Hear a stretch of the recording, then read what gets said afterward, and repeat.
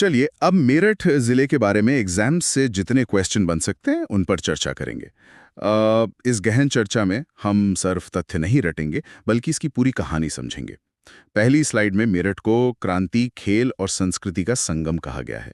ये तीन शब्द असल में इस पूरे जिले की रूपरेखा तैयार कर देते हैं। हाँ बिल्कुल। और परीक्षा के नजरिए से देखें माँ, तो ये एक बेहद शानदार परिचय है। इतिहास और वर्तमान का ऐसा अनोखा संगम वाकई थोड़ा हैरान करता है। अगली स्लाइड पर चलते हैं। यहाँ इसकी भौगोलिक स्थिति समझाई गई है। देखिए, ये जिला गंगा और यमुना नदियों के बिल्कुल बीच स्थित है। और अगर हम प्राचीन काल में जाएं, तो ये कुरु महाजनपद का एक बड़ा हिस्सा हुआ करता था। हाँ, और इसकी पहचान में विविधता देखिए। इसको क्रांति नगरी कहा जाता है क्योंकि 1857 का उद्गम यहीं था। फिर इसे खेल नगर और कैंची नगर के रूप में भी जाना जाता है। सही कहा। ये सभी पॉइंट्स ना सीधे तौर पर एग्जाम के लिए क्वेश्चंस बनाते हैं। अगली स्लाइड पर चलते हैं। अब प्राचीन धरोहर की बात करें तो आलमगीरपुर का नाम सबसे पहले सामने आता है।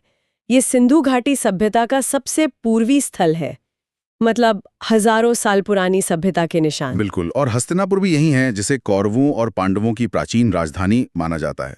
साथ ही ये जगह जैन धर्म के 16वें, 17वें और 18वें तीर्थंकरों की जन्म और दीक्षा स्थली भी रहा है। हाँ, शांतिनाथ, कुंठनाथ और अरहनाथ जी की पवित्र धरोहर यहाँ जुड़ी है, जो हिस्ट्री सेक्शन के हिसाब से बहुत अहम है। अगली स्लाइड पर चलते हैं। प्राचीन काल से आगे बढ़ें तो आधुनिक भारत की नींव रखती 1857 की क्रांति सामने आती है।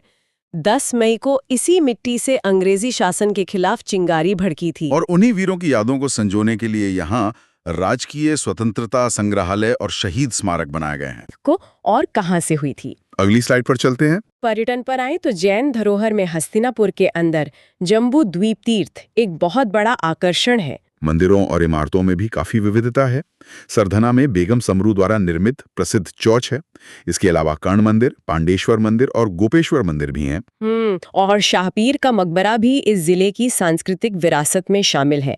एक ही जगह पर इतनी अलग अलग धरोहरें होना सच में इसकी खासियत है। अगली स्लाइड पर चलते हैं। उद्योग की बात करें तो परीक्षा के लिए सबसे अहम है ODOP, यानी एक जिला एक उत्पाद योजना। इसमें यहाँ के खेल के सामान को चुना गया है। सही बात है। और विश्व प्रसिद्ध कैंची उद्योग भी यहाँ की पहचान है। साथ ही हथकरघा, दिया सलाई और ट्रांसफार्मर कारखाना यहाँ के विकास को रफ्तार देते हैं। बिल्कुल, खेल के सामान और कैंची उद्योग तो जैसे मेरठ के पर्यायवाची ही बन चुके हैं। अगली स्लाइड पर चलते हैं। अब शिक्षा हब के रूप में देखें तो पश्चिमी यूपी में ये एक बड़ा केंद्र है। यहाँ चौधरी चरण सिंह विश्वविद्यालय और कृषि विश्वविद्यालय शामिल है। और सबसे बड़ी चर्चा का विषय है निर्माणाधीन मेजर ध्यानचंद खेल विश्वविद्यालय। खेल नगर होने के नाते ये एक बड़ी उपलब्धि है। और करंट अफेयर्स में इस निर्माणाधीन विश्वविद्यालय पर सवाल आने के पूरे चांसेस हैं। अगली स्लाइड पर चलते हैं। शोध संस्थान में भी ये जिला पीछे नहीं है।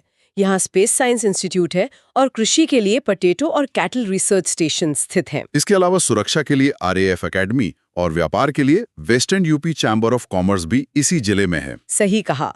ये संस्थान मेरठ की प्रशासनिक अहमियत को और ज्यादा मजबूत करते हैं। अगली स्लाइड पर चलते हैं। संस्कृति की बात आते ही सबसे पहले नौचंडी मेला याद आता है। ये केवल मेला नहीं बल्कि हिंदू मुस्लिम एकता का प्रतीक माना जाता है। और सरधाना महोत्सव भी एक प्रमुख आयोजन है। और संचार और कनेक्टिविटी में देखें तो बहुरंगी पत्रिका यहाँ के साहित्यिक माहौल को दर्शाती है, जबकि डॉक्टर BR अम्बेडकर हवाई अड्डा इस जिले को बाकी दुनिया से जोड़ता है। बिल्कुल, बहुरंगी पत्रिका का जिक्र आर्ट एंड कल्चर के लिए काफी जरूरी है। अगली स्लाइड पर चलते हैं। करंट अफेयर्स की इस स्लाइड में CM GRIDS योजना बहुत खास है।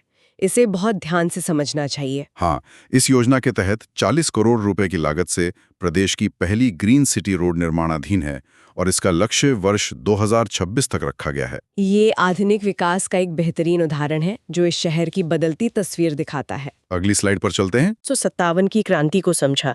नदियों में गंगा यमुना का जिक्र आया।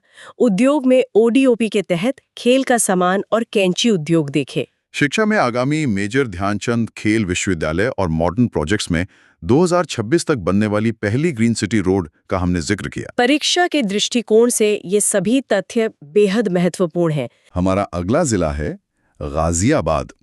एग्जाम से जितने क्वेश्चन बन सकते हैं उन पर चर्चा करेंगे। इस विशेष अध्ययन में हम गाजियाबाद जिले से जुड़े उन सभी तथ्यों को डिकोड करेंगे जो आने वाली परीक्षाओं के लिए जरूरी हैं। वैसे इस शहर को उत्तर प्रदेश का गेटवे भी कहा जाता है। बिल्कुल। और हम इन तथ्यों का विश्लेषण इसलिए कर रहे हैं ताकि जानकारी को सिर्फ रटना न पड़े।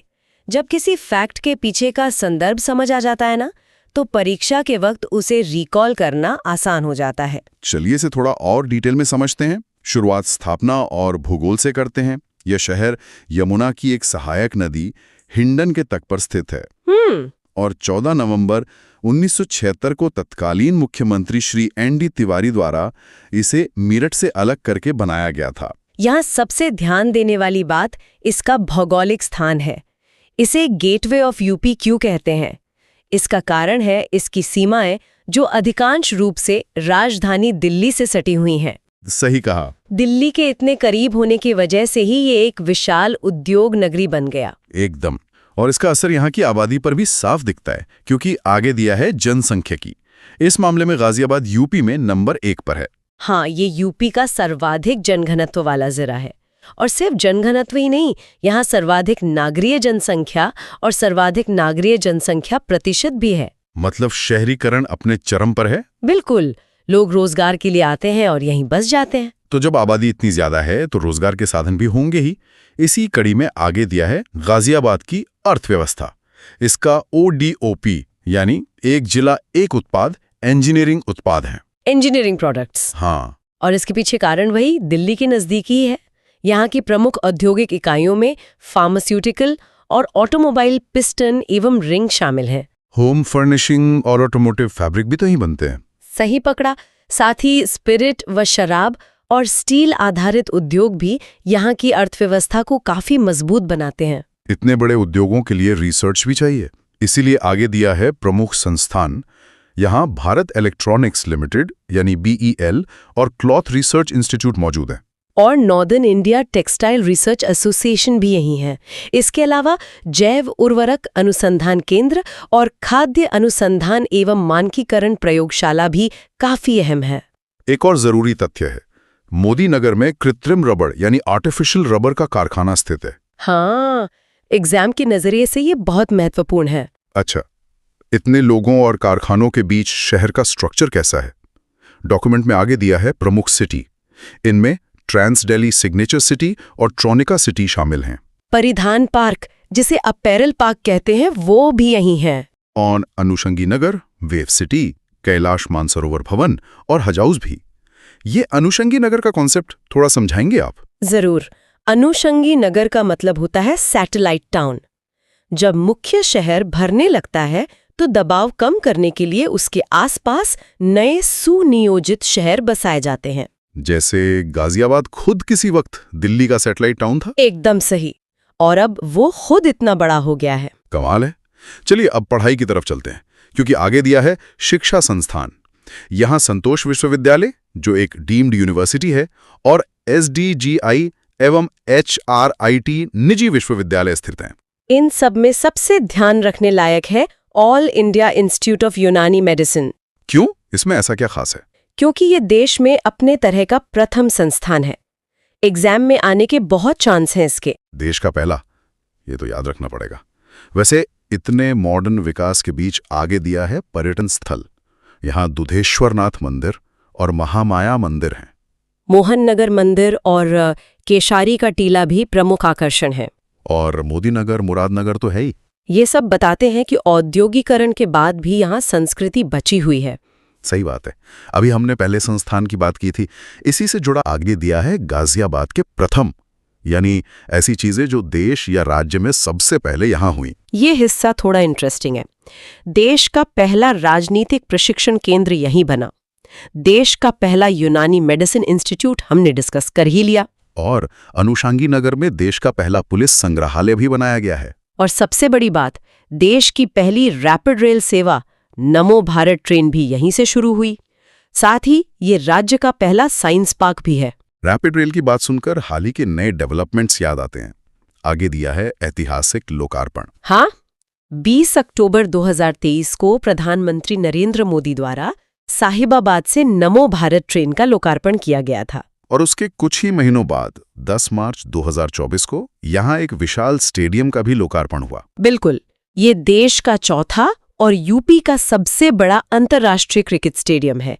इसकी क्षमता 55,000 दर्शकों की है। तो एक तरफ दिल्ली की भीड़ को हैंडल करने के लिए रैपिड रेल है और दूसरी तरफ 55,000 लोगों के लिए स्टेडियम।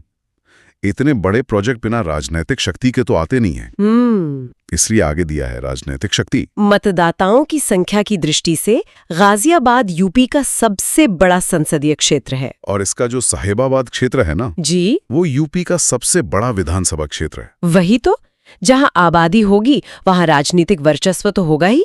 तो इन सभी तथ्यों को समेटने के लिए आगे दिया है सारांश। अगर हम संक्षेप में देखें तो ये गेटवे ऑफ यूपी मुख्य रूप से 4 स्तंभों पर खड़ा है: राजनीतिक शक्ति, औद्योगिक हब, जनसंख्याई के लीडर और नवाचार, जहां देश की कई पहली चीजें हुई हैं।